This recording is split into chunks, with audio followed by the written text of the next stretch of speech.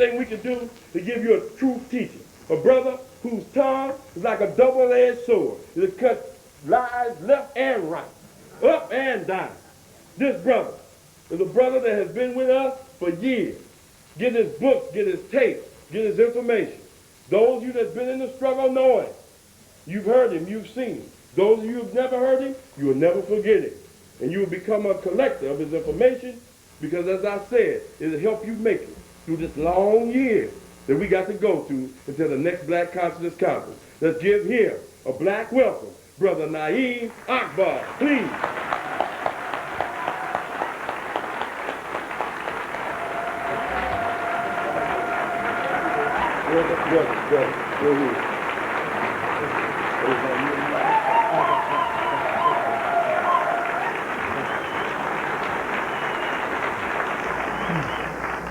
Invite to join us and to continue to instruct us from the lofty plane from which they now reign, to help us better understand those things which they labored in their lives to teach us, and to make manifest in this time what was only growing in their time.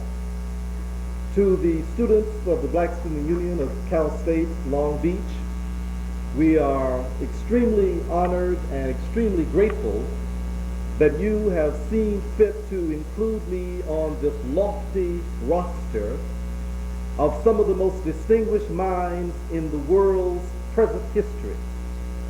To be a part of and be associated with the distinguished people such as Dr. Francis Cress Welsing and Dr. Maulana Karenga, Professor Amin Ra, Brother Hal Fairchild, Dr. Wade Nobles, Dr. Mary Hoover, and the many, many other distinguished scholars who have been a part of this Black Consciousness Conference.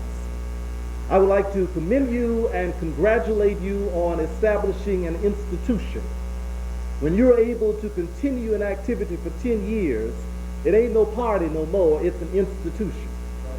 And 10 years of Black consciousness development on Cal State University's Long Beach campus, in spite of the opposition, represents an accomplishment that future generations will applaud as being something that was not easily done, but was done with a flair and a dignity and a power that only African people could have done.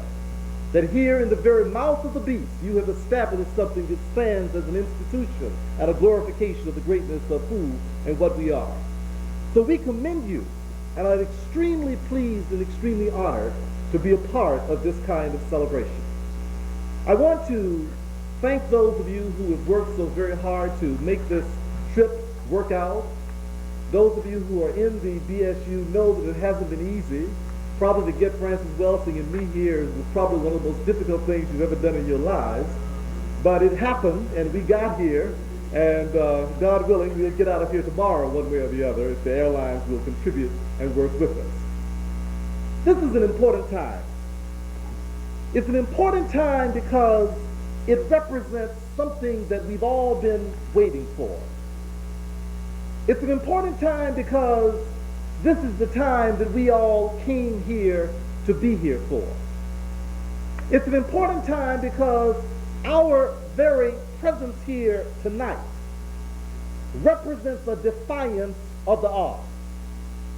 The fact that we were not supposed to ever be here, period, means we have defied the odds. The fact that we were never supposed to be here interacting in an intellectually generative and stimulating way about ourselves represents a defiance of the odds. The fact that we are here on a European American campus engaging in African American reality is a defiance of the odds. To be here in the presence of a world that is rooted in white consciousness, talking about black consciousness, is a defiance of the odds. To be here standing up when we were supposed to have been laying down, to be here writing books when we were supposed to have been dusting books, to be here laying out information when we were supposed to have been filing information, to be here finding and studying direction when we were supposed to have been looking for direction, represents a defiance of the odds. Somehow we do not yet appreciate, because we are caught in the times, that we represent an anomaly, that we have broken the very rules that were established to ensure that this time would never come. We have already proven that their social science is not correct, because all of their laws and principles were clear that we were never supposed to come to this moment. It was guaranteed that we would never be able to think positively about ourselves again. It was guaranteed that we would never seek the affirmation of ourselves again. We were supposed to always believe that Tarzan was the greatest thing that ever happened to Africa. We were supposed to be convinced that Cleopatra looked like Elizabeth Taylor, and that somehow Ramesses looked like Yul Brynner, and somehow all those things that went on in Africa looked like somebody other than us. We were supposed to be convinced that to run around with a loincloth and a bone in your nose represents the highest of African culture, and no one would ever be able to ever recapture and resurrect the understanding that the very essence of consciousness, knowledge, and intellect emerged out of that black land that was supposed to be a land of darkness.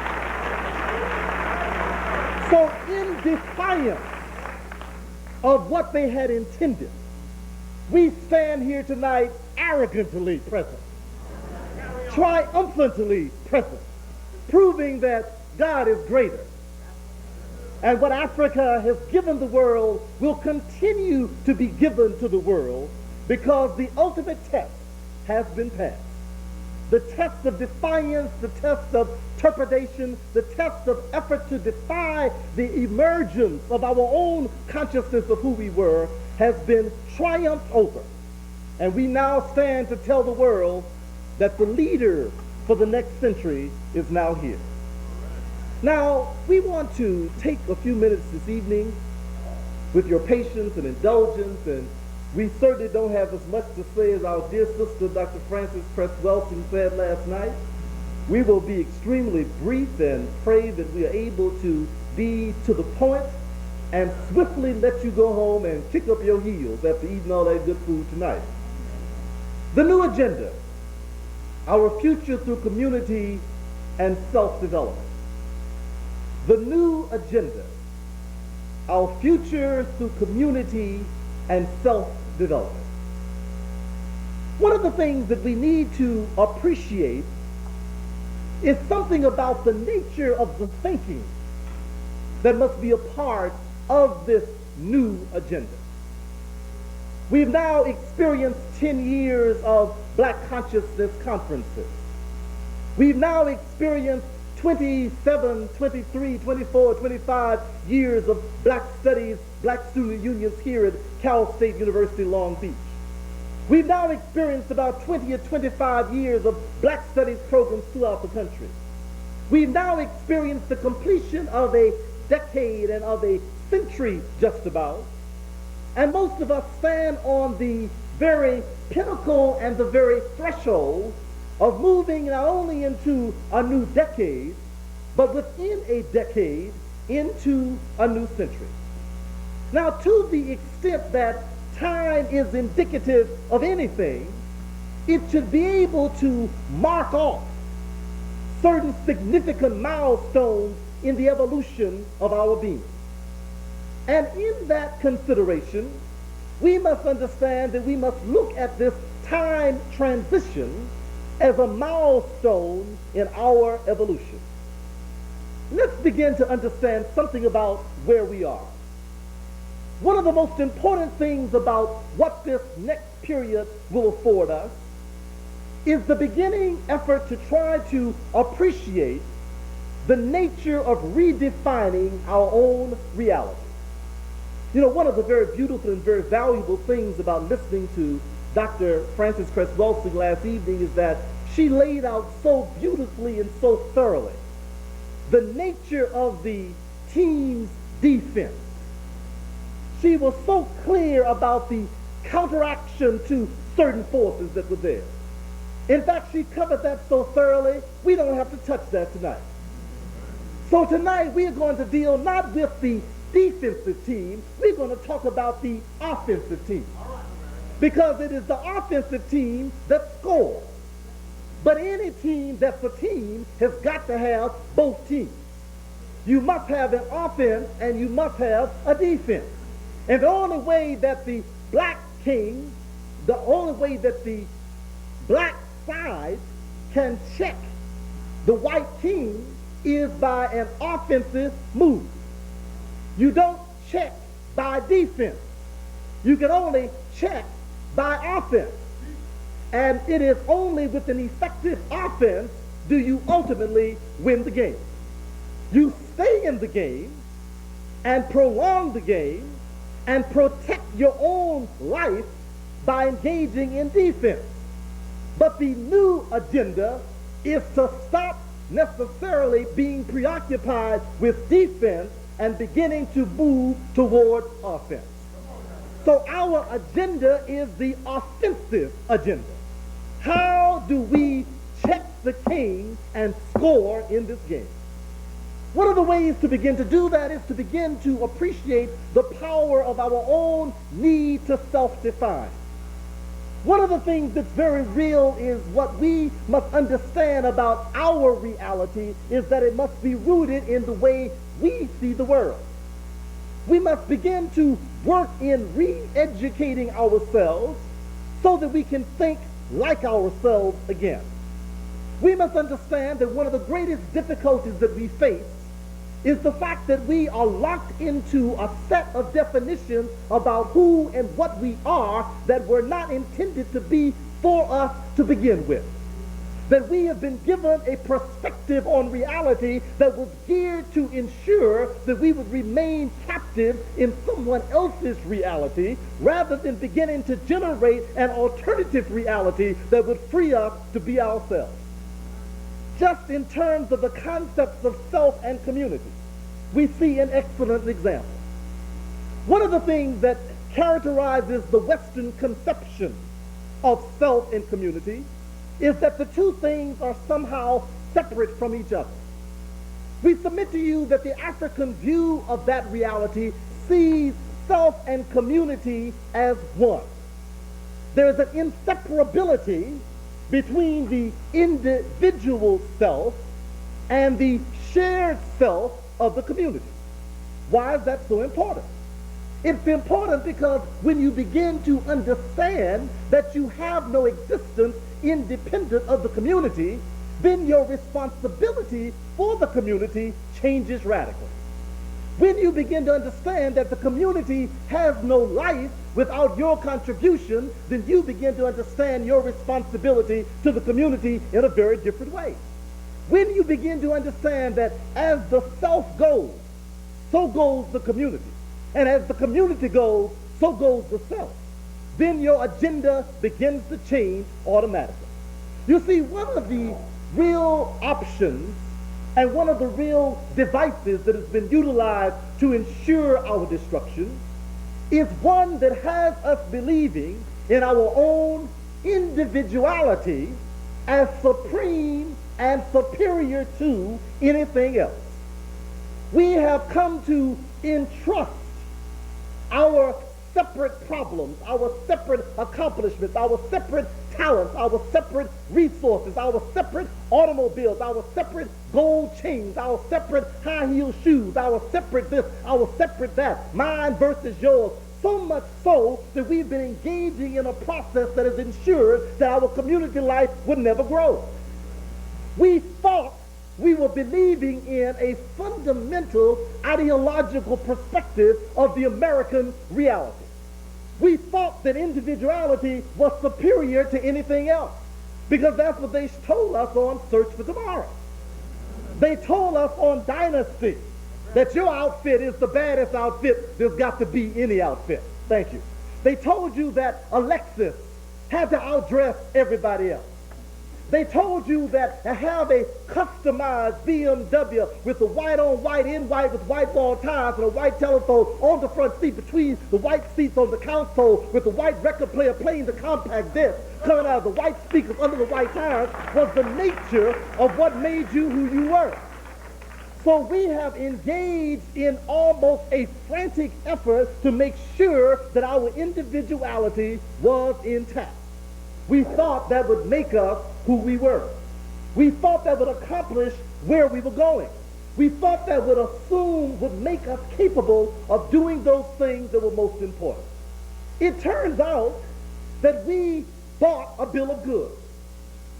It turns out that we bought into a definition of ourselves that simply was a tool that had been planted into our thinking in order to ensure that we would remain the property of those who gave us that definition. Now, Dr. Welsing and I understand Dr. Karinga both made reference to the fact that the clearest indication that this is the time for the culmination of this drama that has been unfolding since the earliest days of the confrontation between Africa and Europe, is the fact that we are now seeing manifest what our wisest minds have told us for centuries. We are now seeing what Marcus Garvey said. We are now seeing what Elijah Muhammad said. We are now seeing what even Dr. Du Bois said. We are now seeing what even Booker T pointed to. We are now seeing the emergence of a reality that is very clear, and that is that the world has been systematically divided along racial lines. Now, what does that mean? That means that even these individuals, like the California native Ronald Reagan, I guess he's not a native, he's just like an escapee. The individuality of George Bush, the individuality of even the American heroes, it turns out that regardless of which party, of which affiliation, of which religion, of which ideology, it turns out that they were all simply players on the white team. That the liberals and the conservatives were playing the same team. The born-agains and the Catholics were playing the same team. The conservatives and the diehards were playing the same team. The Rotary Club, the NAACP supporters, the UNCF were playing the same team. What is that team? The white team. Now, why is this important? It's important to understand that there are definitions that emerge out of ideological necessity. That people define things in order to make their ideals work. And in order to make those ideals work, they begin to assume that somehow the way they define that reality is the reality. We submit to you that nature, the nature of things, has definitions that are correct. The ancients referred to it as ma'at, truth, justice, reality. The ancients referred to it as nature having the ultimate diagram of what was real. And in that ultimate diagram, nature told us all the time that the teams were defined by the community, that the community defined the nature of the team. Europeans, in the effort to control us, convinced us that individuality defined the team. So what do we believe? And many of us believe it. We believe that there was a real difference between the communists and the capitalists. Many of our scholars have put out reams of paper debating the issue of the need for the African American community to understand the dialectical materialism and the thesis and the antithesis being juxtaposed on the synthesis, and how the whole dialectic presents the lumpen proletariat to be overcome by the proletariat and the black and the bourgeois and all that other stuff, was assumed to be the foundation for genuine change. Now, some people kept saying, well, Marx was a white man too. And people said that's irrelevant. Someone said, well, Stalin was a white man too. They said that's irrelevant. They began to argue that somehow the ideology was something that surpassed race. That somehow people kept saying, well, the working class goes beyond what our problem is. How is it we always end up being the lumpen no matter what our possibilities are? How is it that we always end up at the bottom no matter we got $1 million or no cents? Whether we have a PhD or no D. how do we always end up in the lumpen class? Now, those people argued and fervently defended the position that communism represented a difference from capitalism. Now we find out that the communists and the capitalists, as Professor Armin Ross said, are kissing each other on the cheeks. We now find out that East Germany and West Germany are knocking down the wall. We now find out that white folks in Czechoslovakia and white folks in Czechoslovakia getting together with white folks over in Paris. We now find out that the Polish communists and the Polish others are getting together with the other Polish people. What we find is that there's a unifying force bringing white folks together on the basis of race. Now let me tell the other folks something. Now we knew, maybe there was no ideological difference, but we knew that there was a difference between the theists and the atheists. There was no question in our minds that no matter how much alike these people might be, when it came to those who believed in God and did not believe in God, there was a distinction among the white folks. Lo and behold, here goes Gorbachev to the St. Peter's Basilica and the Vatican to sit down with the other white folks. The theists and the atheists sitting together talking about the unification of white folks. Now, I go through all of that to simply let you understand that when you get down to the bottom line, the understanding that self and community is one has already been understood by those who define themselves as our enemies. We then are continuing to operate with an alien definition and are at war with ourselves along dimensions that are totally meaningless. We got Phi Beta Sigma at war with the Alpha.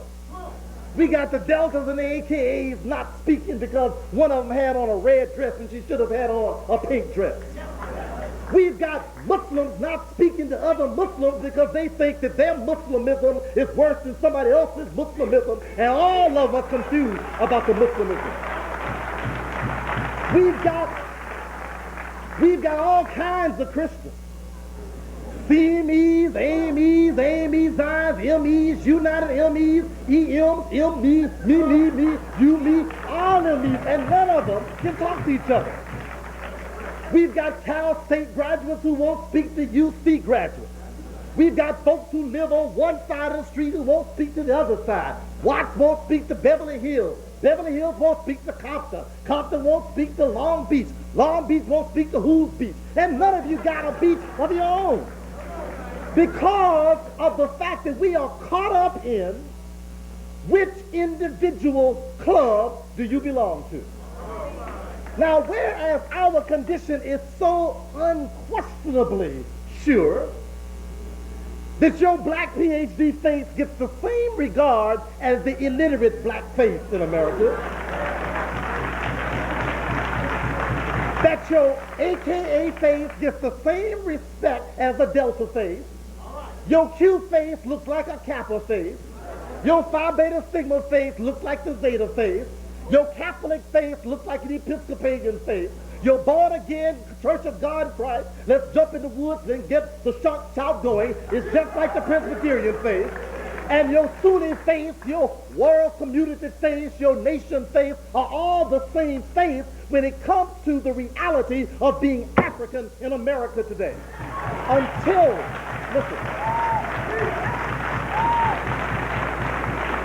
Until we use that as the criteria for assessing what's correct, we have no criteria. Now, I know I just made some folks real mad. A couple of folks already told me what I'm supposed to say. Brother, you're supposed to tell them that Islam is the only way. It is a way because it is about truth. But there's truth in Christianity. The Quran says that. I don't say that. The Quran says there's truth in Judaism. It is not in the word, it is in the implementation of the word. And so I invite you all to truth. Use what changes your condition. Use what changes your world. Use the power of truth that is able to shake the very foundation of a world that is geared up for your destruction. And if it is able to change that, then you've got the word. But if you've got a word that simply lets you change one master for another master, then that's your plantation word. If you've got a word that simply takes you from one fantasy into another fantasy, takes you from one meditation to another meditation, from praying to one God to another God, and still staying in the same condition, then let's raise some serious fundamental questions about the nature of the instrumentation that you're operating with. Your tools are dull if it can't cut the meat that you need to eat. And that's the reality we need to deal with. Now, the self must be understood as something that is operating as an extension of the community. And we must see ourselves operating within the confines and the reality of a community. So the self then must be freed in order to free the community. A slave self makes a slave community. What is a slave self? The human being was made to be free. We were made to be free. We represent the culmination of a long line of evolving a consciousness that began to raise man and woman above the limitations of instinct. We broke away with the emergence of consciousness from the confines and limitations of instinct. Let's look at that for a minute. When we look around, we find that plants are ruled by tropism. The sun pulls the plant in the direction of the light.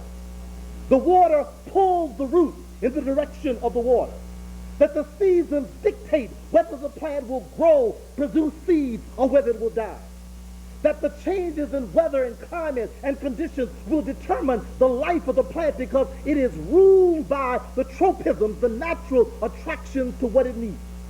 If the plant does not obey the rules of tropism, the plant dies. We find that that whole orientation moves up another level in the instincts of animals.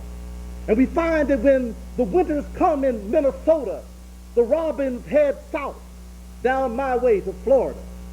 And that the swallows come back to Capistrano.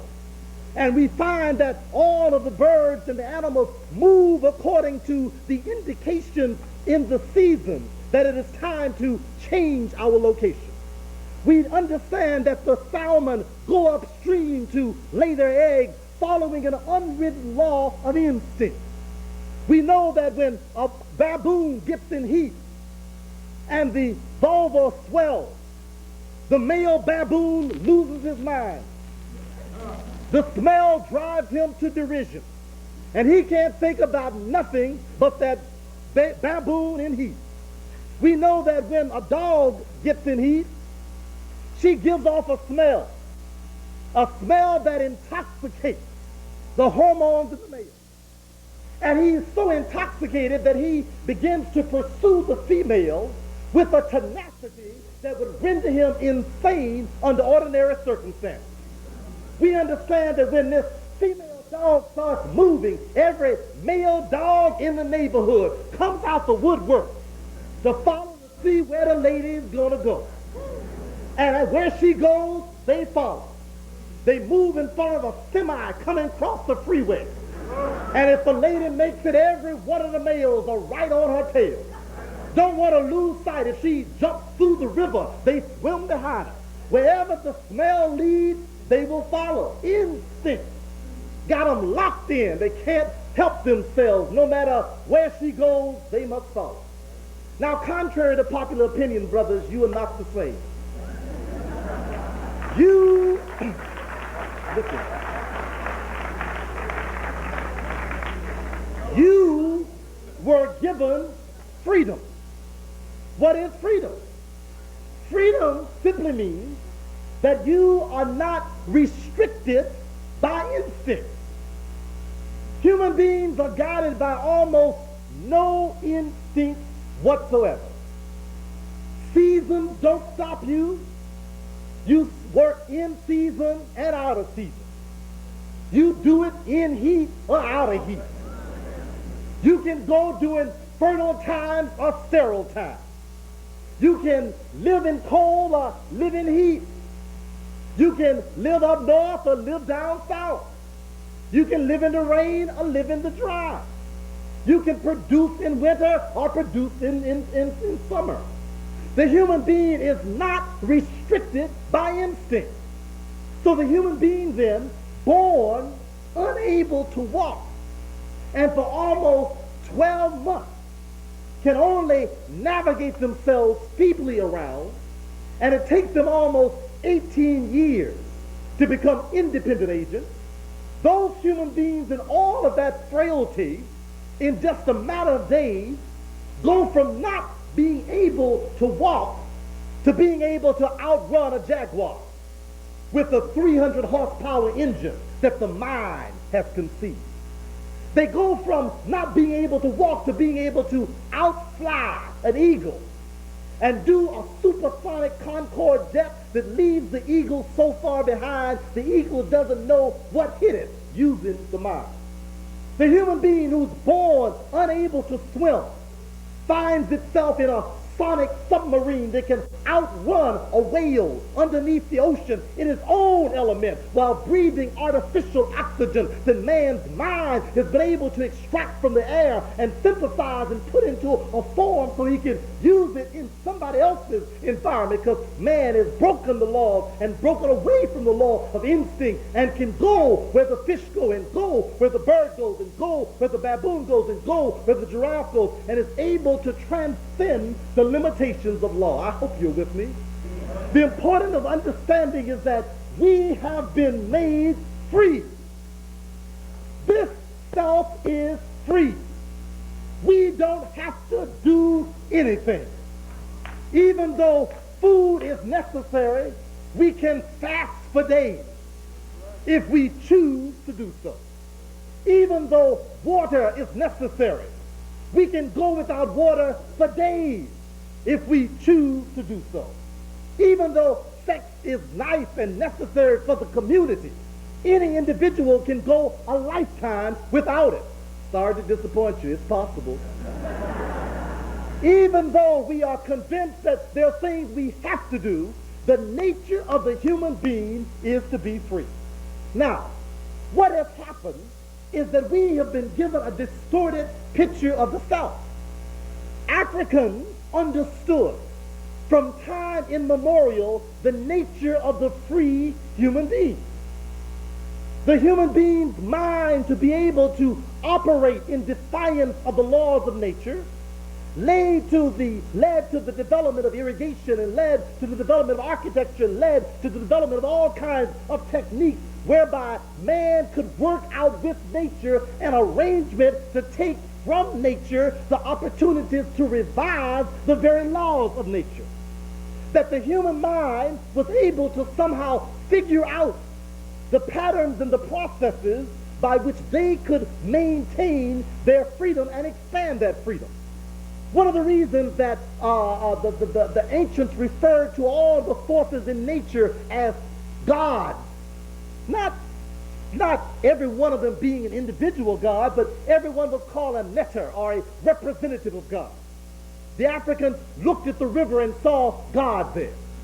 They looked at the sun and saw God there. They looked at the moon and saw God there. They looked at the plant, saw God there. Looked at the tree, saw God there. And looked at themselves and saw God there. Now, that doesn't mean that there were all these gods running around. They also had a concept of a way to synthesize reality and understand that there was a unified force that had multiple manifestations, but they understood that there was no way to separate any of the creation from the hand of the Creator.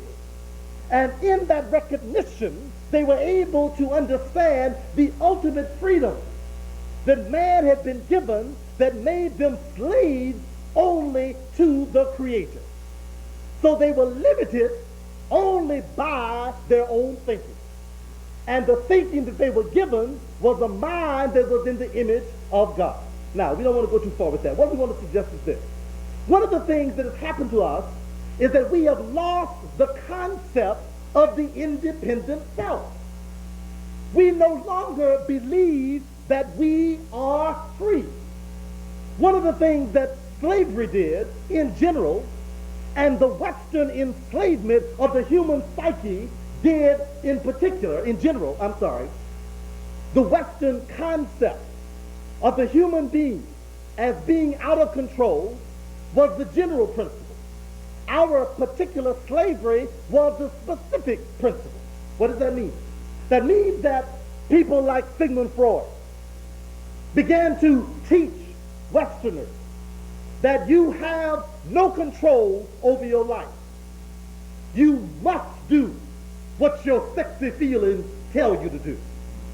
The day you get on earth, you want to suck your mama's titty so to give you pleasure. That's what Freud said. That's not my talking. He says that at the age of 5, you want to kill your daddy and have sex with your mama. Freud's mind. Freud's mind. He says that when you go to the bathroom, it turns you on. It gives you something like an orgasm. Freud's mind. Freud's mind. And he said, furthermore, it doesn't matter whether you acknowledge it or not. Unconsciously, it's making you do what it wants you to do in spite of what you want to do. Now, let's understand what that means. That means then that you are a slave by nature. Somebody was laying a plot to convince human beings that they did not deserve the freedom that the ancient African people from day one had told human beings they deserved. Every symbol in ancient Kemet talks about the transformative power of the human being, moving from animal life to human life, to mental life, to spiritual life, going into death and coming back into life. Everything in the symbols of ancient Egypt talks about the transformation of life, going from fire, air, earth, and water, transformed threefold till it reaches a single point of unity in its own consciousness. Every teacher in the ancient wisdom of Karnak taught the human being that you are capable of discipline, self-mastery, that the will is the ruling force within the psyche that lets you stand up as a ruler in your own kingdom. It taught in the political system that everybody is a pharaoh in his own kingdom.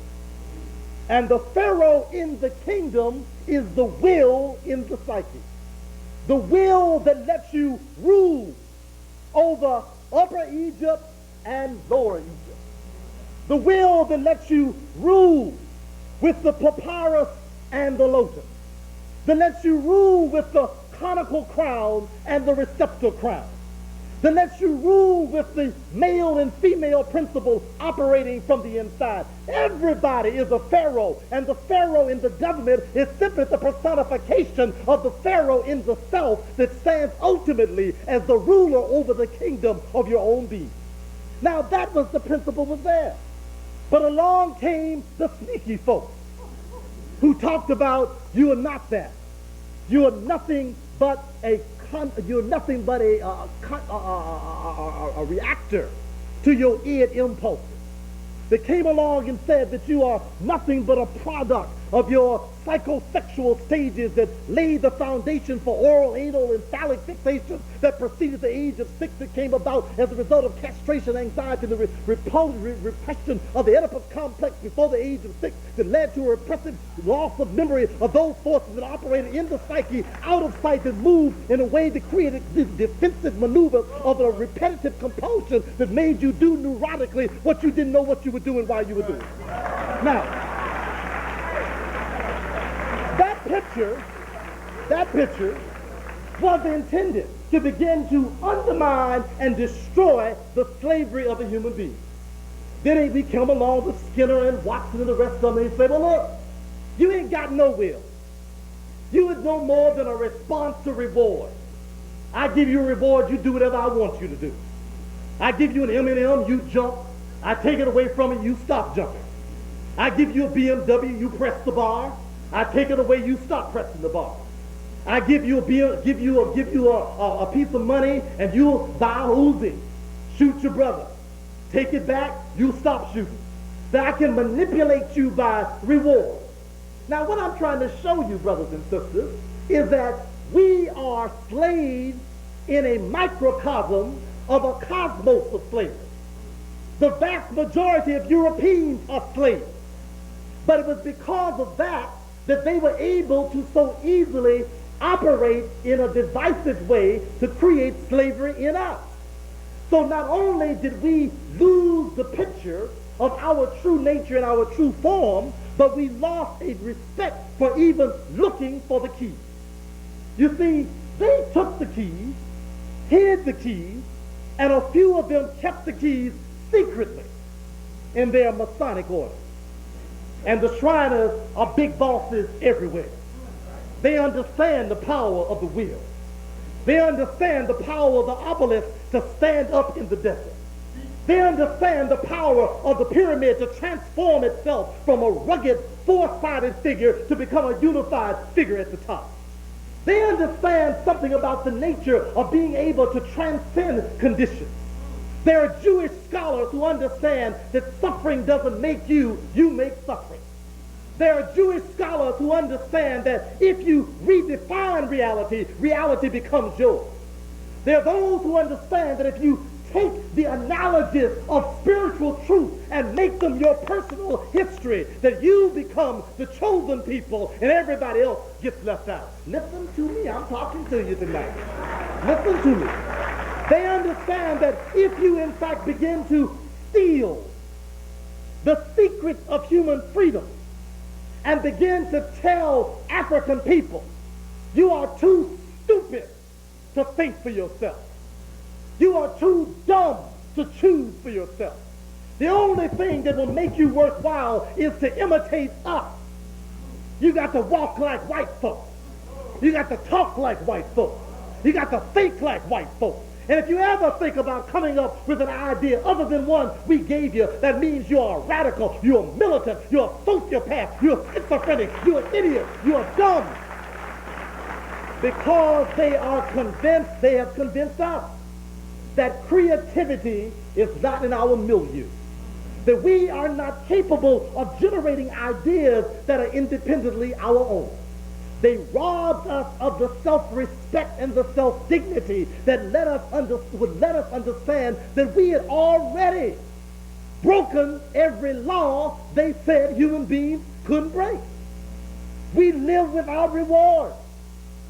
We live without neurotic hang-ups. We live without id and superego. We live without food, shelter, clothing, sociological structure, ideological structure, and lived every day praying a God who didn't look like us and still made it. That somehow we had defied their sociology, their political science, their anthropology, and certainly their psychology. And still we couldn't appreciate it because we were convinced that we had to imitate them in order to be ourselves. Boy, it's taken me a long time to get off this first point. Anyway, what we want you to understand is that the slave self is the loss of the ability and the power to be able to self-define. Because it is the human's power to self-define that frees him, that frees her, that liberates us. The mind's ability to stand up and decide where it wants to go by choice frees you. When you can't do that, then you engage in self-hatred and self-destructive activities. When you lose access to the power of the Khalifa, as it's called in the Quran, the power of the master within the mind, the loss of the master in the consciousness, when you lose access to the rulership of the kingdom of God that St. Paul said is within you, when you lose access to the pharaonic rule and Amen-Ra rising in the pineal gland in the consciousness of the human being, when you lose access to that, then you become automatically a slave bent on his own destruction. When you lose the dignity of yourself as a human being, you are automatically invited into self-destruction. Now please understand that our enslavement has very little at this point to do to economics. Because we got money. We got plenty of money. If you don't believe me, ask the American producers and manufacturers. Go ask the malls around the country. They waiting on you. You are going to make the holiday season for them. You're going to buy more mess than anybody and require nothing in return. You aren't going to require any jobs, any management positions. You don't have any manufacturing goods to trade. All you got to do is drop the bread. Give them the Visa, give them the MasterCard, give them the American Express, write the check, rubber or not, put it down. Go and buy whatever they got, buy whatever foolishness they got on the market. You will have it. You will have speakers coming out your roof, compact discs playing in the kitchen sink. Go in the bathroom and strobe lights flashing in the toilet while the Commodores sing to Aretha coming out the shower. Being able to somehow have wall-to-wall carpeting so thick you step in it, you lose yourself for 6 months. They have to send out a dog team to find you. Put you into these artificially created little, what you call these things, townhouse things that walls are so thin when you put a nail through, you put a nail into the head of your neighbor. That you pay $300,000 for. To live in something that is not sturdy enough to stand against one of these tremors y'all have out here all the time in California. But you buy it just to make sure you're living around white folks. Make sure that you live at an address that everybody knows. You are just one dream away from Beverly Hills. They have created apartments that create the illusion of having arrived. Have you packed like sardines, living on top of each other, with murals painted on the walls, with mountain tops and ocean breezes and cliffs, and you look at your wall and think you're looking out the window, giving you a dream to live by. Have been able to come up with all of these things to perpetuate your slavery. We got the money, but it is the problem of the mind that makes us not able to use the money. We won't buy from us no matter what. We don't even try to find us to buy from. We will not create things to sell regardless because we don't trust our own mind. We don't trust our own ability. We don't trust our own capacity to develop the kinds of institutions that could not only solve our problems but solve the world's problems because of the nature of the slave's mind. Yeah, we blow each other's brains out. Slaves do that sort of thing. Yes, we take dope and know it's going to kill us. Slaves do that kind of thing. We don't support each other in relationships with men and women. We tear each other down because slaves do that sort of thing. Women look at their men and say, you're no good, good for nothing, wish you could be something, I wish you were a white man, jive, trifling, no good, rotten, good for nothing, nigga, and think that you have said something because that's what slaves say. Brothers look at their women. You old, nagging, good-for-nothing woman, unfaithful, cheating, big butt woman, just roofing and butt, because that's what slaves say. Not understanding that without her, you wouldn't be here. Without understanding that she is the bridge that brought you over. Trying to find you either something that is almost white, completely white, or trying to get white. Trying to somehow believe that the only beauty in the world is the beauty that Hollywood creates for you and tailor makes in little packages of blonde hair and blue eyes, and have even the black women trying to get them some blue eyes so they can look like white women. I got me some contacts. You see, this is the self-destructive mind. This is the mind that has been engineered that puts us beyond freedom. And then you come to the brother, you come to the sister and say, look, you are capable of freedom. You know, God has freed you. That all of the allegories of history talk about the freedom that God has brought to you. It has been put under other names. It's been put under other places. It's been put under other times. But you are freed already. Oh, no, that ain't true. I got to hit this pipe. No matter what, I got to hit the pipe. I got to snort this stuff. I got to get a drink. Got to smoke a joint. Got to run behind as many women as I can catch on any pursuit. Got to have it, got to have it, got to have it. Can't do nothing else. Because the mind of the slave has convinced us that we are incapable of self-control. We are incapable of self-mastery. We have lost the appreciation for the dignity within ourselves that equips us to do whatever we need to do. Now, as long as we don't know what we are, then we imitate people who we think are better than us. So we imitate those people who the television, who the school book, who the whole reality have somehow created as images of power and effectiveness. We therefore, because we don't like ourselves, we don't listen to our scholars. We don't listen to our historians telling the story. We go and try to refute what Van Sertima says with something that you read in some James somebody thing, like Yarborough's book or something like that. Say, well, look, it ain't in the white folks' book, so it must be ain't real. I read here that Columbus discovered America. Ain't nothing here about no Africans being in Central America long before Columbus came. What do you mean that there was a concept of God that came before Moses? What do you mean that monotheism did not exist before Moses and Muhammad? What do you mean that African people were the first to conceive of a unitary force moving in the universe that was able to synthesize all powers that were and to bring about the creation of the multifarious diversity and still be one?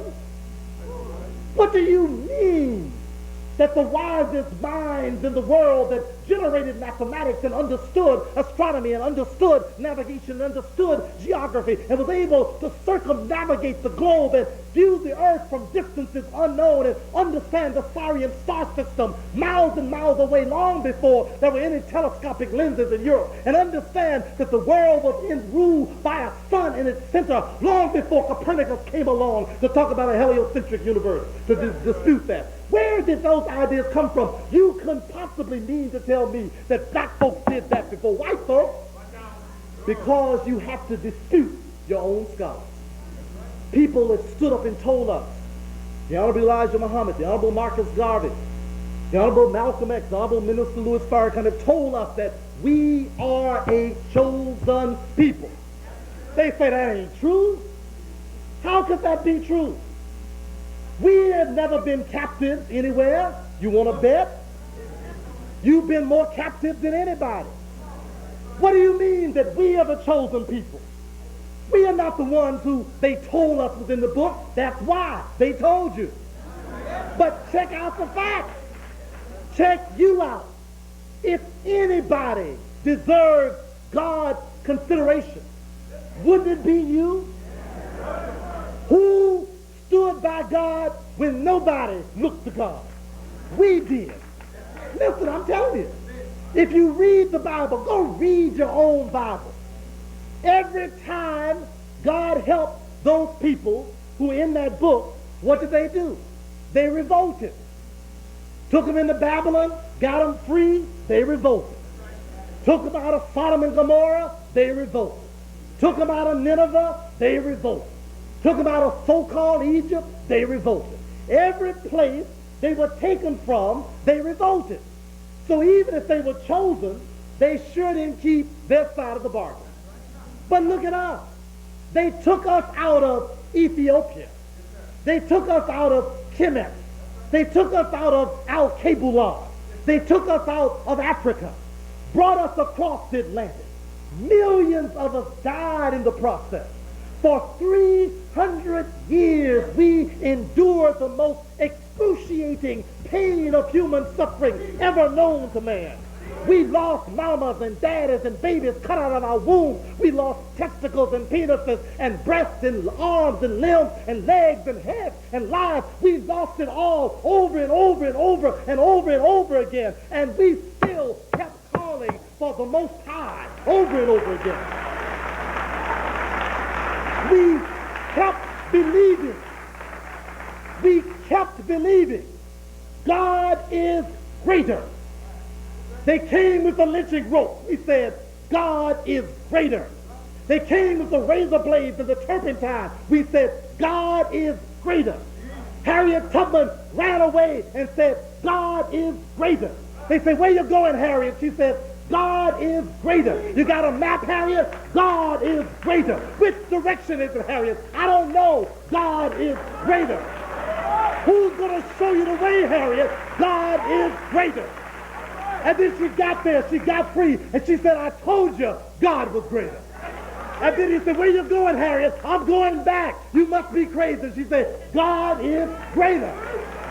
She came to the brother and put a gun in his head and said, brother, you need to get free tonight. He said, no, Harriet, I'm scared. I don't want to go. And Harriet pulled out the gun and said, God is greater. And the brother said, let go, Harriet. God is greater. So, don't you understand? Don't you understand the power of mothers who watched their sons snatched out their arms, who didn't lose faith and understanding that the human being can rise above any condition? We never lost our dignity, never lost our human dignity, no matter what. We walked out of 300 years of slavery, not being animals, not being savages, not being barbarians, not looking for revenge. Maybe we should look for a little bit, but we didn't come out looking for it. We came out with our hair tied. Say, give me my damn 40 acres and my mule and get the hell out the way. That's all we asked. We said, give us the opportunity to rebuild. We didn't come out looking for the former slave masters. Now, there are other people who suffered a little bit, and they've been looking for the perpetrators ever since. Every time they find one, half dead, senile, someplace, a former Nazi, let's get him. Take him. He said, well, he's half dead anyway. Let's drag him over and put him on trial. Let's convict him and hang him. Let's prove that this is a no good, good for nothing Nazi. And we actually, did you know that Tuskegee University gave George Wallace an honorary degree a couple of years ago? Now, that's the kind of spirit that we have. Now, I'm not sure I thoroughly agree with that. But I want you to understand the kind of elevated human spirit that lets people operate at an exalted level of morality. To understand Ma'at as something bigger than the principles of Hammurabi's code.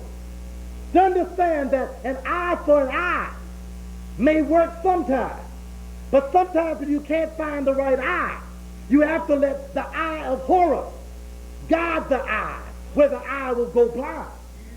To understand that there are certain things that you can't stop, but there are principles that are greater than your principles. To understand that even though we may not have military arms, somebody understands how to make earthquakes and hailstorms and tornadoes and bushfires and be able to shake the world when the world thinks it's standing strong.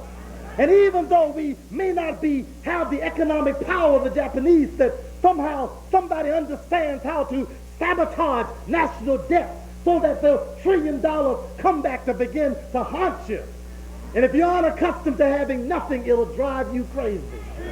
And for those who've already learned to live with little, will live with less and laugh at your behind.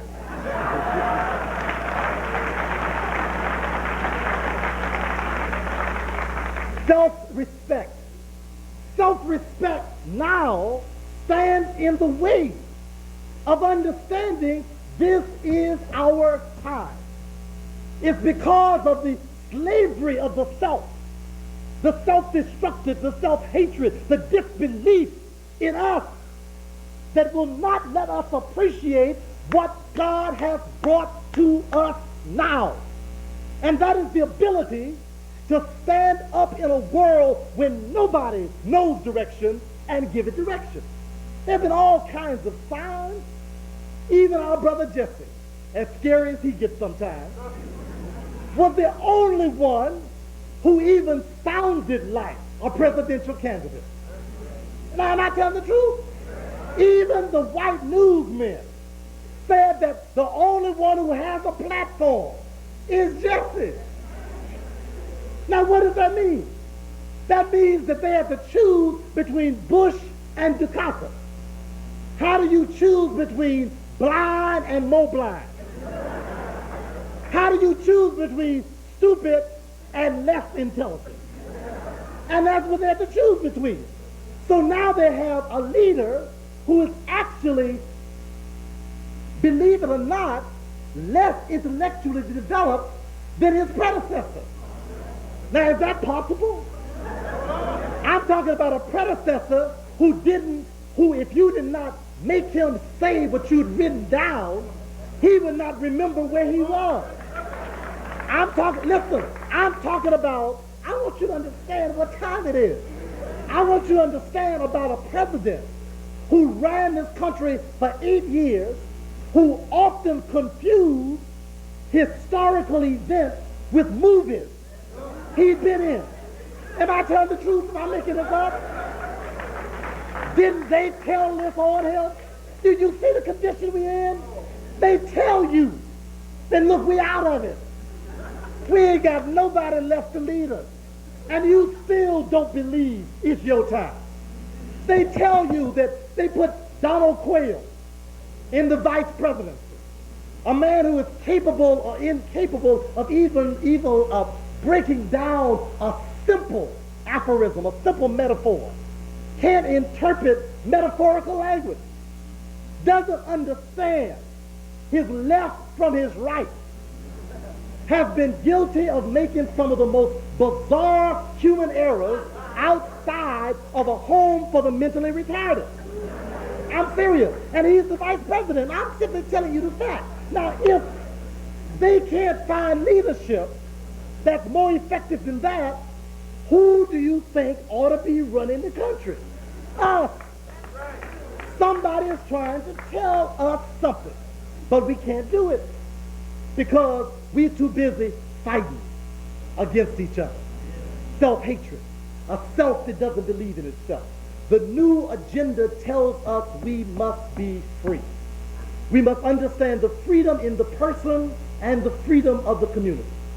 The last century has given us 100 years trying to fit in.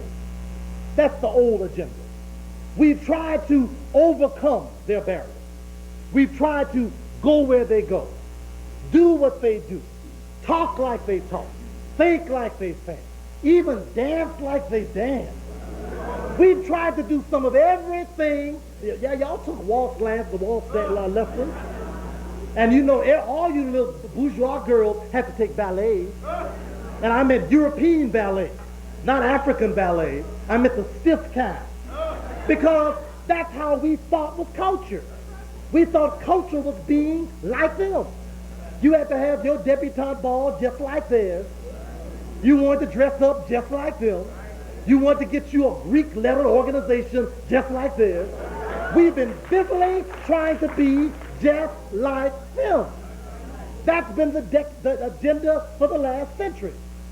The new agenda is to be like us.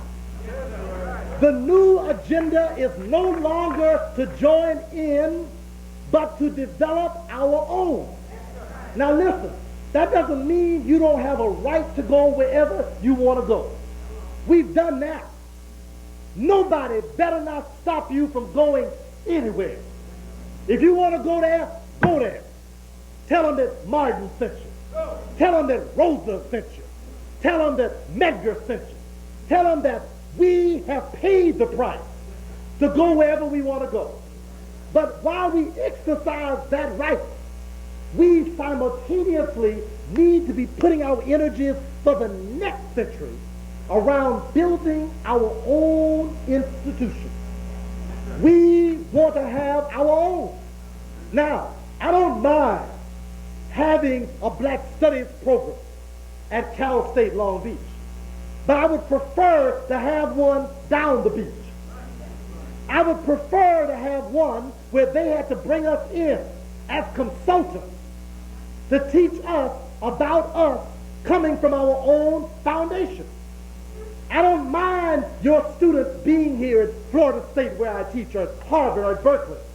But I want them to also have an option to go to our Brandeis, to go to our yeshiva, to go to our Brigham Young, to go to our Notre Dame, to go to our own centers of learning, rooted in our own perspective, coming from our own money, paid by our own professors who we love and support and give them what they need. We want to have a base of knowledge that's ours. Don't you know that as long as we have to depend on them, they can cut us off at will? I have a tremendous love for the fact that BLK Asante has a PhD program in African American Studies at Temple. But don't you know those people at Temple could get mad any day, fire BLK, fire his staff, close down his center, turn off the lights, cut off the water in the bathroom, and send them all home? At will. At will. We could get mad, but ultimately they could send out their military and say, this is not academically sound. Now, where's our accreditation board? Where is the accrediting agency for black studies programs who will come and say, this is legitimate knowledge, this is legitimate direction? BLK Asante represents the superiority of world scholarship on the stage. Who is going to take that stand? Where is our accrediting? Where's our foundation?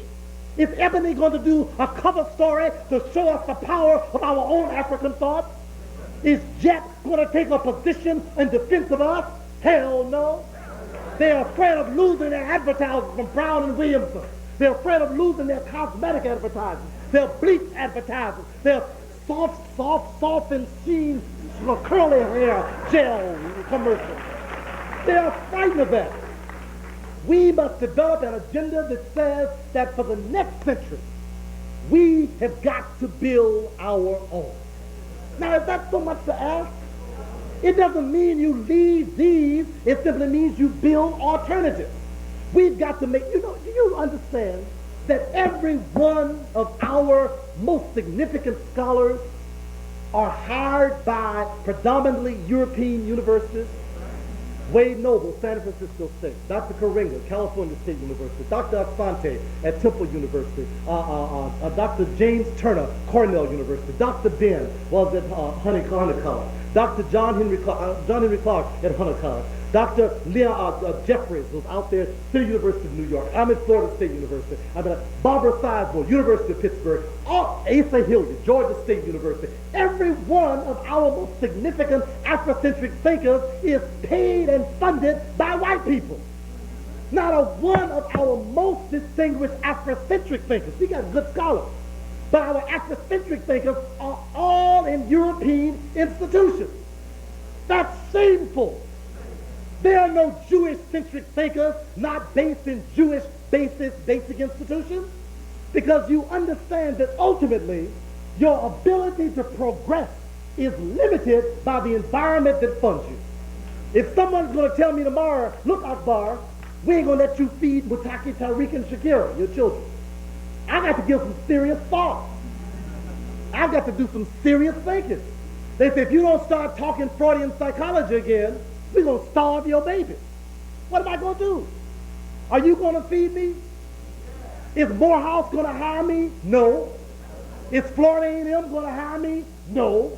Is Fisk going to hire me? No, they're scared of me. Every one of our most independent thinkers can't go to a black institution because the Negro institutions are terrified of people thinking African. Now,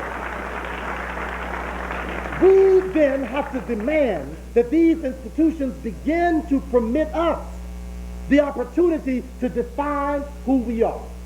And it's only on that foundation can we begin to liberate our communities. We need to understand that the liberated people who begin to understand who and what they are can begin to engage in self-determination. Because only a free person can determine themselves. Once you know your power, then you are not pulled and swayed by the fads and the limited perspectives. You're not manipulated. Life and death can manipulate you, but you're not manipulated by the rises and the falls of opinions ideologies, and limited kinds of things. You're not subject to your nicotine habit, to your caffeine habit, to your pork habit, to your dope habit, to your liquor habit. You're not limited by those things that can constantly manipulate you one way or the other. You must establish freedom in you. And once that's established, then you can begin to work for freedom in our community. You know, one of the tremendously brilliant things about the model of community life that the Honorable Elijah Muhammad presented for all of us is that he showed a model of how to make community life progress. He showed that in order to move a community, each self has got to be free. You free each self, each woman, each man, each child. Free them from the shackles of personal limitation. Teach them I can control my appetite with the power of the will. I can stop eating what kills me with the power of the will. I can stop drinking what kills me with the power of the will. I can go days without eating with the power of the will. I can even master that overwhelming sexual urge with the power of the will. That you can take a human being and begin to give him the message of the power that God has put in him, in her, and make them stand up in the center of filth and stand up against all the forces that move to destroy them, and make them stand up as models of human dignity in the cesspool of humanity. That you can begin to teach those minds that have lost their ability to use their freedom by losing their respect for themselves, by teaching them the power of self-respect. Don't you know that God made you special, man? Don't you know, woman, that you are something extraordinary? Don't you know that of all the creatures on earth, none preceded you? Don't you know that mankind, man in and of him and herself, were first conceptualized on a prototypical model that looked like you? Don't you understand that the first human being to move in the earth and to be able to free man from instinct and to establish consciousness on the planet was a human being that walked in the land that is now known as Africa, or whatever name you might want to give it, but whatever evidence we know that there is no prototype other than the prototype that looks like us? That you understand that you were the first to establish civilization for human beings, to establish family life, to establish cultural life, to establish intellectual life, to build monuments, to write books, to write mathematics, to be able to conceptualize formula, to be able to read the stars and the messages of the stars, to even be able to create a relationship and a communicative power within the mind, to talk with God directly. Don't you know who you are, black man, black woman?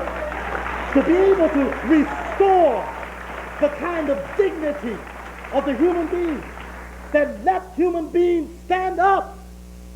Say, I may be a junkie, but I ain't got to be. I may be a prostitute, but I can put down my tools. I may be dumb, but I can get smart. I may be inarticulate, but I can begin to articulate. I may be an economic fool, but I can begin to pool my resources and work together economically. I may be a spendthrift, but I can begin to use my money in a constructive way. I may be unable to know what I need to know, but I can begin to study the laws of the universe and begin to take leadership. I may not be able to understand what it means to be a man because of what they did to me, but I can restore a concept of my manhood and stand up in the world of men and let everybody look at me and say, there goes the man, the original man, the prototypical man, the model man.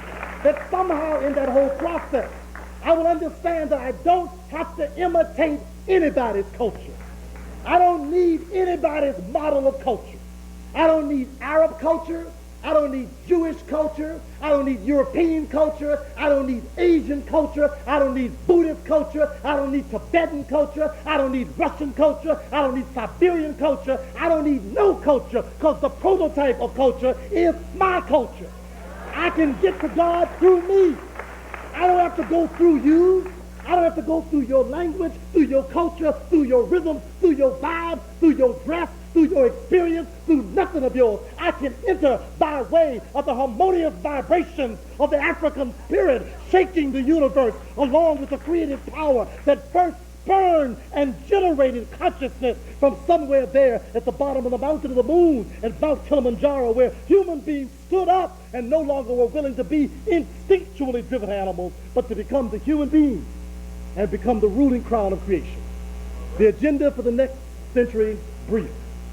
We must begin to study, research ourselves, for ourselves, by ourselves, with ourselves. We must begin to write the document. We must begin to generate the information. We must begin to build the information source. Number two, we need to begin to build institutions. We should no longer put any considerable amount of energy into trying to make other people's institutions answer our needs. Listen, I don't mind. In fact, I insist we should hold on to the gains. We don't need but one strong sister and one strong brother to hold the doors open. We got them open now. Just put one or two. These young people here at the BSU, they've proven that you ain't got to be old and accomplished, experienced, a veteran of foreign wars, to be able to hold the doors open once they get open. You can hold them open. We don't need everybody here to hold them open.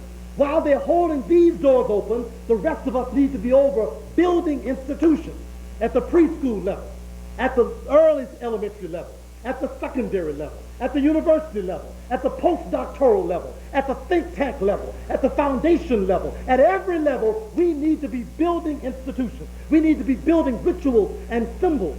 Rituals of transition from boyhood into manhood, from girlhood into womanhood, from uneducated into educated. We need to begin to develop graduations that can begin to graduate our people so we can identify who is qualified for leadership and who is not. We need to begin to develop accrediting agencies so we can determine who is going to examine our children physically, who is going to give them medicine, who's going to give them psychological tests, who's going to give them an IQ test, who's going to teach them, what qualifies them to teach them, who's going to teach you history, what do you know about history, who's going to teach language, what do you know about language, who's going to teach culture, what do you know about culture, who is going to teach you psychology, and are you crazy yourself? And can we determine that? We need to begin to develop the kinds of agencies and resources for evaluating that. This is the agenda. We have got to determine who has the right to look at us, who's got the right to sit with us, who's got the right to evaluate us, and nobody who we have not approved should have the right to do that. We need to begin in the next century to begin to develop in this new agenda the kind of economic control that lets us master the self and the extended self in the community. Now, there's a whole lot of theories about how that's done, but all we need to begin to do is simply, if we respected us enough, we would stop giving all we got to somebody else. If we loved us enough, we'd begin to generate the kind of economic power. Again, Elijah Muhammad took a group of people, not one economist in the whole organization, not one accountant in the whole group. They had to hire outside accountants. They owned a bank, an international trucking company, an international import company, factories, warehouses, international newspaper, not one journalist there in the South.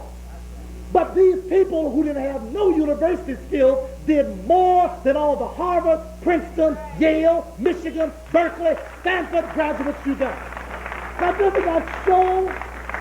See, I'm just simply trying to let you see. It shows the power of what happens when the self is freed. When you free the self, you can free the community. We've seen the prototypes. We've seen Marcus Garvey generate a national movement more effective than any of the organizers of modern day time, where people brought their resources to change their communities. We can do that too. Next, we need to develop a leadership vanguard. We need to take our young men, young women, early, and put them with our best leaders, and put them in summer workshops and weekend workshops and teach them how to lead. We've got to stop letting our leaders be appointed by somebody else. We've got to stop letting our leaders just decide they're going to lead. And we've got to develop some criteria for leadership. And we can't let the Republican Party do it. We can't let the Democratic Party do it. When they come up and say, we got a mayor to run, a candidate to run for mayor, they say, no, you don't, we got our own. And we bring one of these brothers, take one of these sisters who we know has been trained for leadership and say, this is our candidate. This is the one. Because we've given them the kind of training the brother Sabini was talking about earlier. We've taught them commitment. We've taught them what side their bread is buttered on. We've taught them where their loyalties lie. They now know what Jews know. No matter what else you may be, you are a Jew first. We've taught them, no matter what people do to you, you are for you first. I don't care what they say about any place in the world. If they move on South Africa, you move on them. If they move on your communities, you move on them. I don't care what the rule is. I don't care what the affiliations is. I don't care who gave you campaign money. When the bottom line comes down to it, you've got to be committed to you. That's the kind of leadership we've got to have. A kind of leadership that fears us more than they fear them. That fears defying us more than they fear defying boss. That fears the loss of our respect more than they fear anything else. And then we won't have administrators who we can't find who we need when we need them. We won't find professors who won't stand up with the rest of the faculty when we need somebody to legitimize black studies courses. We won't have students who prefer Sinbad to black consciousness. We won't have a fraternity and a sorority who prefers to give their energy, their time and money to being able to have the baddest cabaret in town rather than tutoring and developing consciousness in young children. We won't have that once we can develop that kind of leadership. Finally, we need to do all we can in whatever way we can to find some way to build unity, not uniformity. We've got to understand, I can be a Muslim and love my Christian brother with all my heart. You got to understand, I don't have to dress like you to have my heart where your heart is.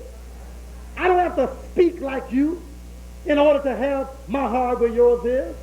That we can be unified in consciousness. That's the power of consciousness. That's the power of love. It's an invisible force that transcends the visible. We can all be on the same team, and nobody knows it but us. We can be helping each other, and nobody knows where the help came from. We can sabotage organizations, and I can do it with a three-piece suit on, with a Phi Beta Kappa key swinging, and nobody would suspect it, because I'm not in uniform, but I'm in unity. That I can begin to write books that sabotages their scholarship, and nobody knows I did it, because I did it in a language that they speak that I don't speak. I can begin to reach the minds of young developing psychologists and teach them how to think African psychology rather than Freudian psychology, and nobody knows I did it, because I did it in my unity and not in uniform. We've got to stop expecting everybody to look the same. We don't look the same. We don't act the same. We don't think the same. We've all got separate individual capacities, but we can put them in unity without putting them in uniformity.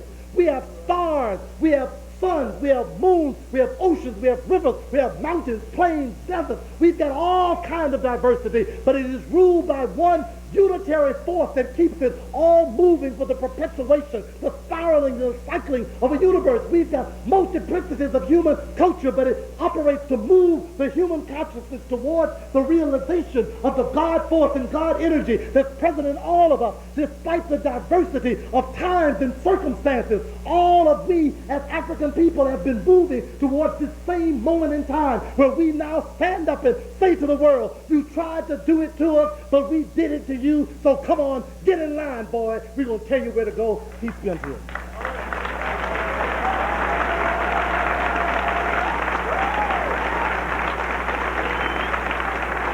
Thank you, brother. Thank you, brother.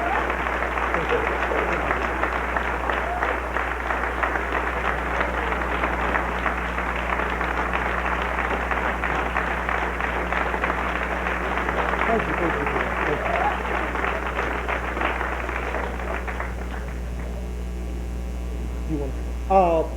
Brother Patrick has asked me, by the way, for those of you who may be leaving, there are some tapes and books and videos and things that are going to be right outside the door that Brother Rashid is going to have. So please don't make me take that heavy bag all the way back to Florida. So please help yourself to getting something. Brother Rashid is going to have them right outside the door. We're going to take about 10 minutes or so of questions. And so I think they want you to come right to the microphone, and we'll try to briefly answer them if we can. This is my first encounter with you in the flesh, and I'm so happy to have it, and I'm thankful. I'm turned away. But I'd like to know briefly if you could give us a strategy to attack lovingly universities like this in Spelman who do have some good things, but who have myopia when it comes to the kind of agenda that we expect to do. How could we as black people bring pressure to bear to break that change so that they can become our centers for our purpose?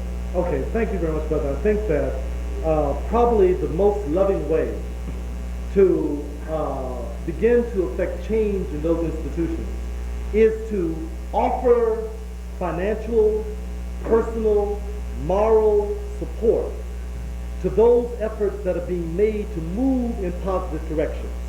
When we see Janetta Cole operating at Spelman College in a way that begins to develop an institution that is going to teach African women something about their consciousness of themselves as African women, then we need to make sure that the resources that we send to UNCF are earmarked for places like Spelman.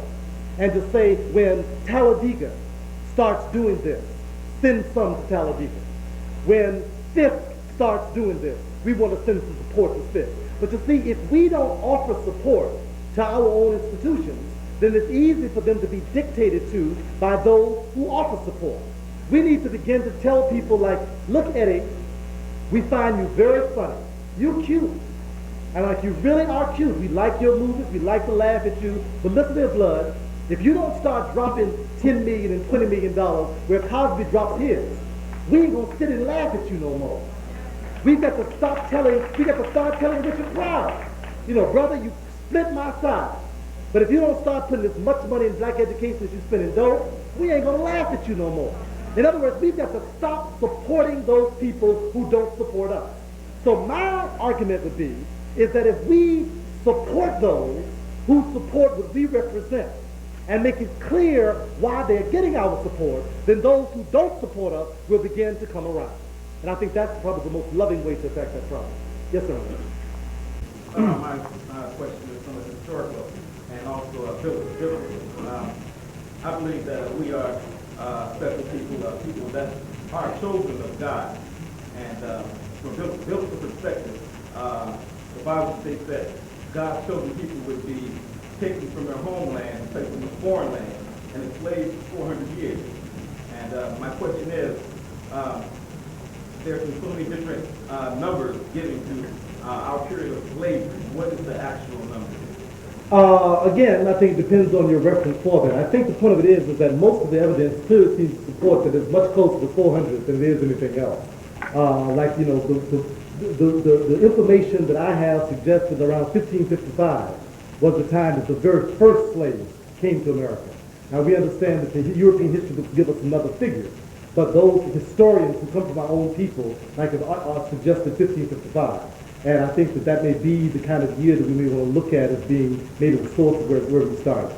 But I think that the precision of the number is not so important as the precision of the picture. You see, one of the things that happens in allegorical stories is that there are certain pictures that are there. For example, if you've read the Osirian drama, you know that some of the versions say that Osiris was cut in 14 pieces, and some of the versions say Osiris was cut in 28 pieces. And it depends on which version you read. The point of it is that Osiris, as a unified body, was split into multiple pieces and sprinkled around. So the absolute number becomes incidental, except to the extent that you want to deal with certain mathematical precise things about it. What we want to remember is the power of the allegory and understand that the imagery of the allegory applies to us without question. And if we can do that, we can find power in understanding the application of the allegory. Yes, sir. My name is Akil Kafani, and I'd like to first of all thank you for coming here this evening. And second, what I'd like to ask you is, may upset some people in the audience, but I would like to find out what do you believe would be the answer or the way in dealing with this attitude that we have of going out and coming to events such as this and going to church on the weekend and being all righteous about it, but not actually doing anything, not taking any action about that which we're so happy about at the time of the incident.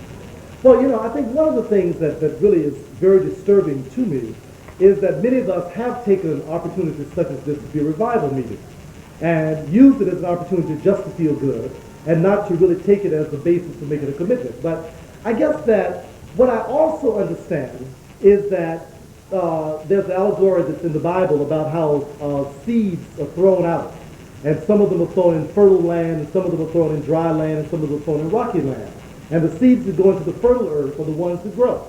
So even though there are many people who are rocky land, who are lands who are not very fertile and will not be able to support life, I think that that's depressing.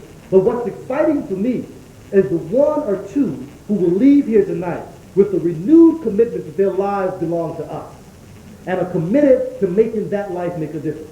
And what I've seen all over the country over the last 10 or 15 years that I've been going back and forth across it is a growing number of people. This conference right here, 3 years ago, we were filled to capacity in the auditorium downstairs. I mean, like, that was the best we could do. But look, last night and tonight's both, this room is bulging over. Next year, y'all got to go to a bigger room. I mean, like, this space won't hold us any longer. We have to move this wall and that wall, too, you see. So that means, then, that something is happening, not just with me, Dr. Karinga, Dr. Welsing, Dr. Noble, all the other people are doing things like that. In the process of that, then I think that we understand that there's a change being made. So with that whole process, then we have to begin to move in a direction that will understand that those few who does make a difference, that's what counts. So don't worry about those who don't come around. I think enough are growing fast enough to begin to make a real difference. Okay?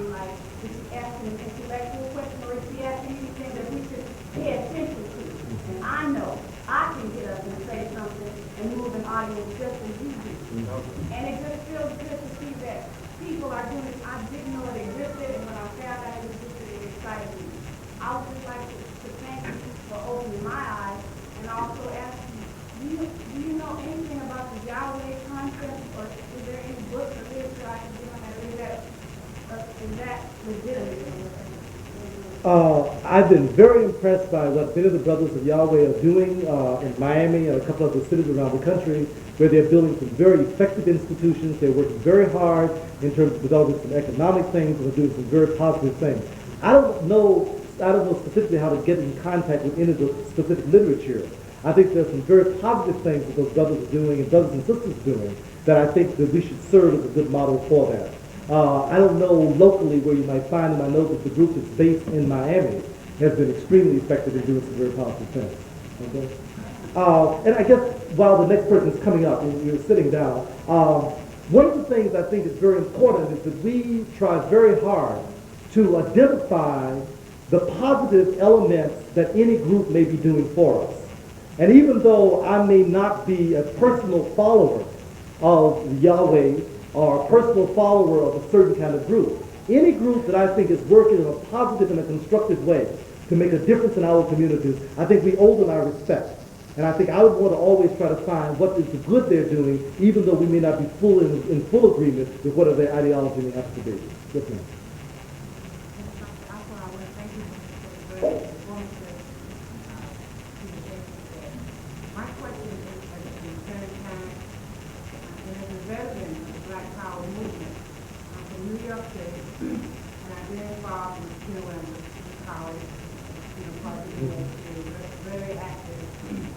now as a parent, what I'm seeing is a lot of our children, so we have role models lack consciousness to them. We have role models, positive leadership to them. I have seen a lot of parents, our children, not following our footsteps.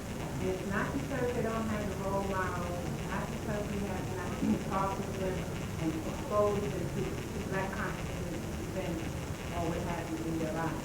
And I'd like to, is it the peer pressure because they are one of a few, or is it something genetic? Not genetic. Okay, I'd like you to address that.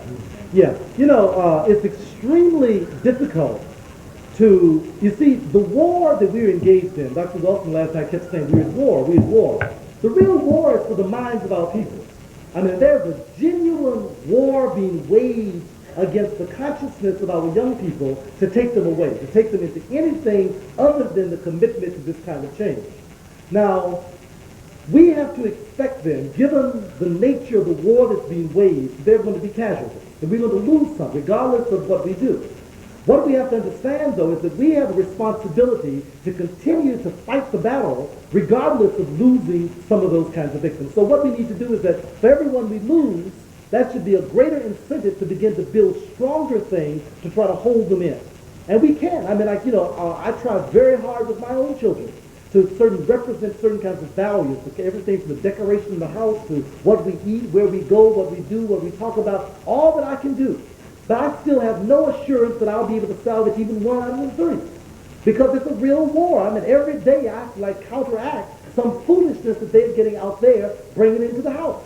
And even though they know now I shouldn't take this there, there's some of them, they'll slip it in sometimes. So I mean, it's a constant kind of battle. If I turn my back, there's a TV telling them how to act like a fool, you see. So with that whole process, it's very difficult. But that's why I gave you in this whole agenda. We need our own institutions so we can take our children outside of those influences, expose them to our own theater, our own art, our own music, our own information, so we can begin to build in them a set of concepts that will make them independent of those other influences. So it's very difficult. But I submit to you, the other thing is that there is power in truth. So even though there may be necessary for them to deviate for a while away from some of those principles, if you have enough faith in the validity of what you've given them, leave them alone, and they will come home, wagging their tails behind them. Because the reality of it is that no matter what else they try to do, the validity of self-knowledge is so strong and so correct that sooner or later they'll have to come back to it. So let's hope that that force will be one that will bring them back before they get killed out there dealing with other matters. Yes. Last 2 questions. Okay. Yes.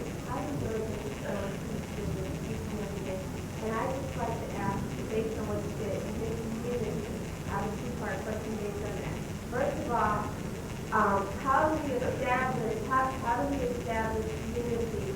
Because I know I don't prejudice myself against black people according to how they dress and how they look or how much money they have, but I do notice a lot. How do we establish that in our minds? And secondly, in the meantime, how do we do what we've already had?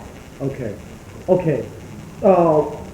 Both questions can be answered by exactly what's happening here this weekend.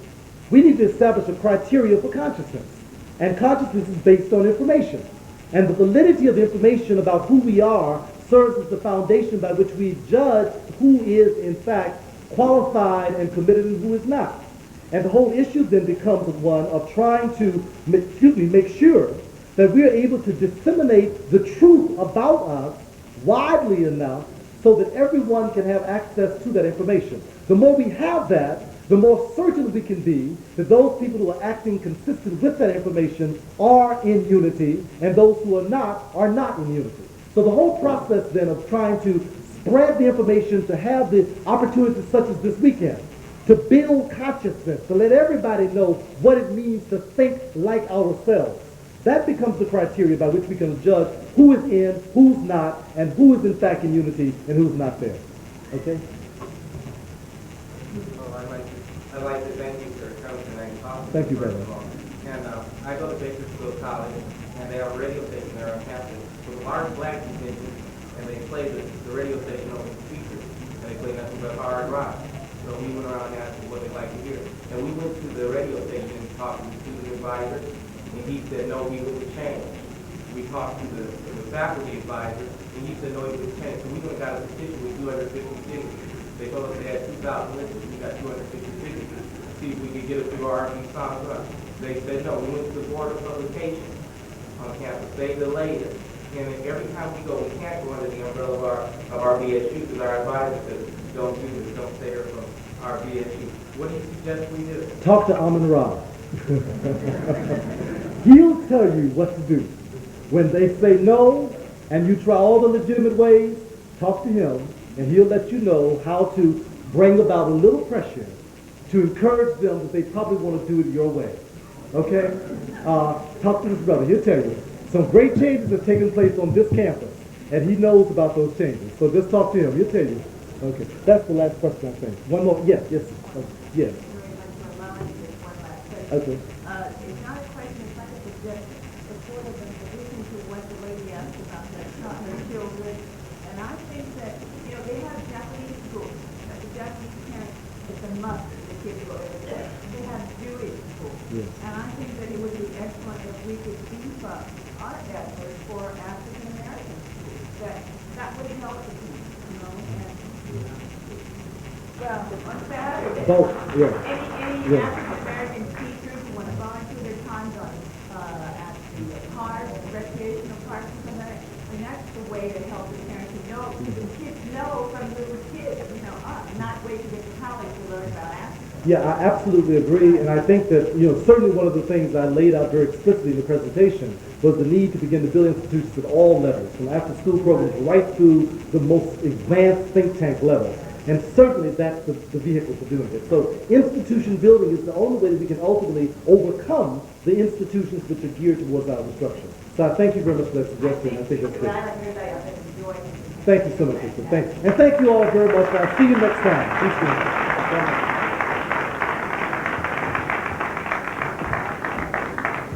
Oh, don't leave yet. Everybody, stay where you are. Stay where you are.